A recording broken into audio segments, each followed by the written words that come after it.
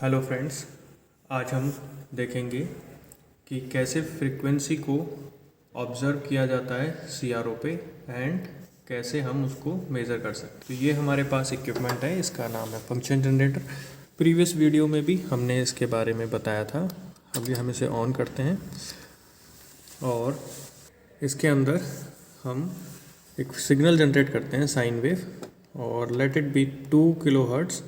तो हम एडजस्ट करते हैं इसके सिग्नल की फ्रीक्वेंसी,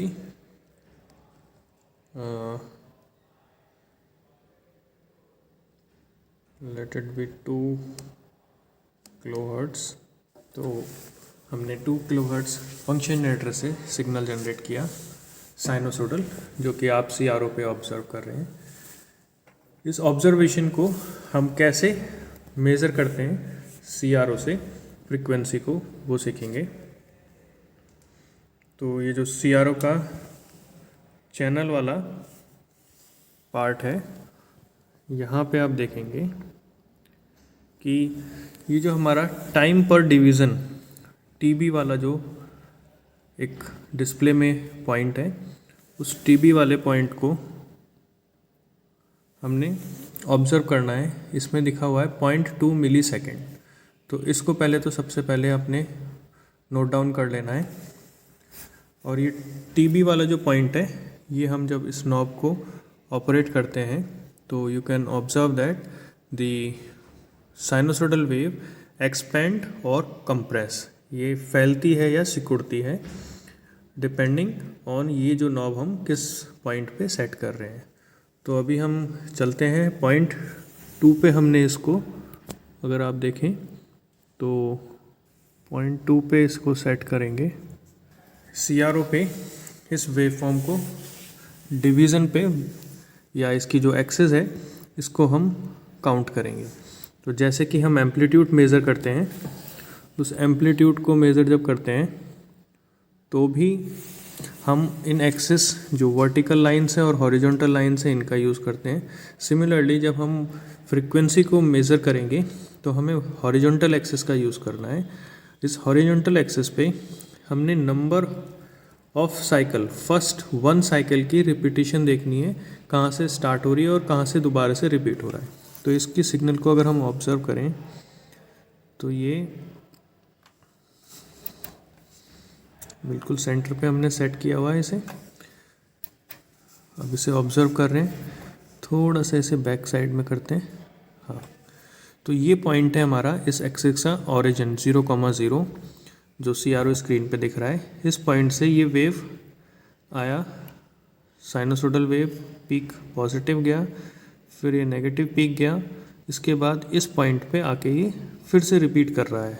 तो हमने ये इस पॉइंट तक, जहाँ से ये रिपीट करना स्टार्ट करता है, उससे पहले पहले from the origin to this repetition point, यहाँ तक हमें मेज़र करने हैं नंबर ऑफ ब्लॉक्स और नंबर ऑफ डिवीज़न। तो यहाँ से देखें, ये पूरा एक डिवीज़न है, एक ब्लॉक, उसके बाद ये पूरा डिवीज़न 2 ब्लॉक, और उसके बाद 1 2 3 and some middle part of this next part. तो हम इसको मेज़र कर लेते हैं ऐसे 2 डिवीज़न, तो 2 ब्लॉक्स तो ये हो गए। उसके बाद 0.2 का एक सब डिवीज़न है, यानी स्मॉल डिवीज़न जो इस ब्लॉक में आता है। तो एक डिवीज़न ये सब डिवीज़न, दूसरा सब डिवीज़न, तीसरा सब डिवीज़न, तो 3 सब डिवीज़न हो गए।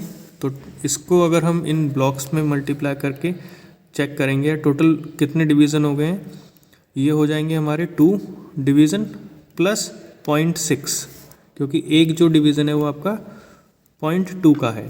तो टोटल हमारा हो गया 2.6 डिवीज़न। तो इस 2.6 डिवीज़न को स्क्रीन से मेज़र किया है। मल्टीप्लाई बाय, इसे किससे मल्टीप्लाई करना है, ये जो हमने सीआरओ पे जो इसका स्केल है जो आप देख रहे हैं 0.2 मिली सेकेंड, ये आप अच्छे से देखें, 0.2 मिली सेकेंड का ये हमने सेट किया हुआ है। इसी 0.2 मिली सेकेंड को हम यहाँ पे लिखेंगे 0.2 मिली सेकेंड। ये कहाँ से लिया है हमने? CRO के चैनल सेटिंग से, CRO के चैनल सेटिंग से, जिसकी यूनिट होती है टाइम पर डिवीज़न।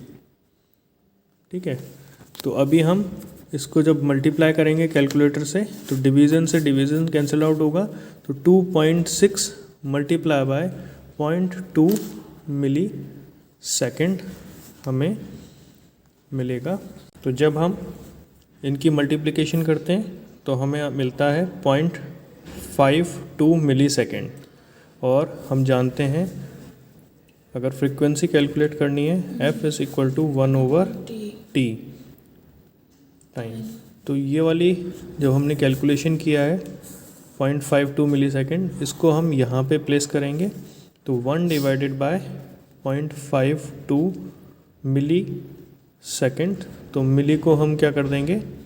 कन्वर्ट कर देंगे 1/0.52 इंटू 10⁻³ और जो 1/सेकेंड है इसे हम लिखते हैं हर्ट्ज़।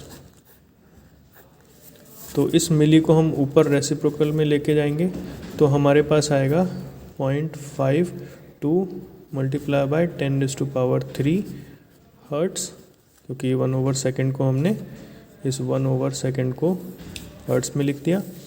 और जब इसको सॉल्व करेंगे देन व्हाट वी गेट 1.923 और 10⁻³ को हम लिख सकते हैं किलो और हर्ट्ज़।